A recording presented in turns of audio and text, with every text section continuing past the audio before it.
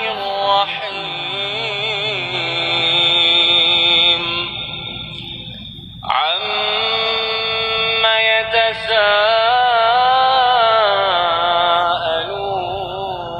يتساءلون عن النبأ العظيم الذي هم فيه مختلفون كلا سيعلمون ثم كلا سيعلمون ألم نجعل الأرض مهادا والجبال أوتادا وخلقناكم أزواجا وجعلنا نومكم سباتا وجعلنا الليل لباسا وجعلنا النهار معاشا وبنينا فوقكم سبعا شدادا وجعلنا سراجا وهاجا وأنزلنا من المعصرات ماء ثجاجا لنخرج به حبا ونباتا وجنات ألفافا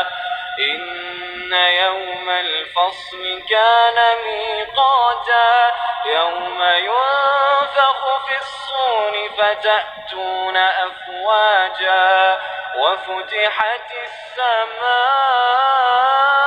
السماء فكانت أبوابا وسيرت الجبال فكانت سرابا إن جهنم كانت مرصادا للطاغين مآبا لابثين فيها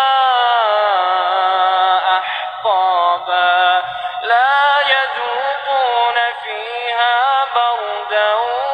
ولا شرابا إلا حميما وغساقا جزاء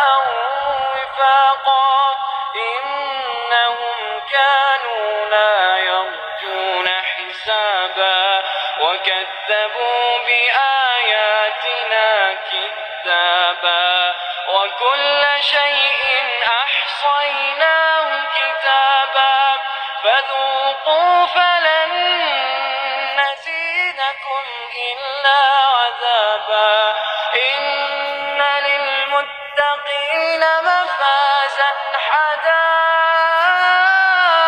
حدائق وأعنابا وكواعب أترابا وكأسا دهاقا لا يسمعون فيها لغوا ولا كذابا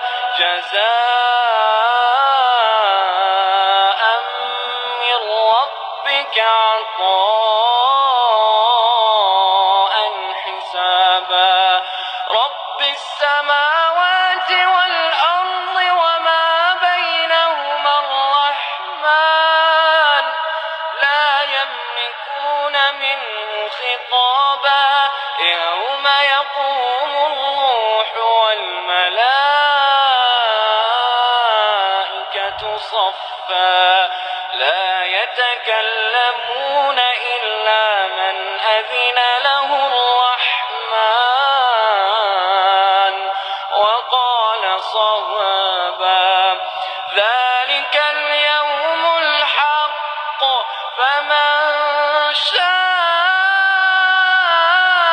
شاء اتخذ إلى ربه مآبا إنا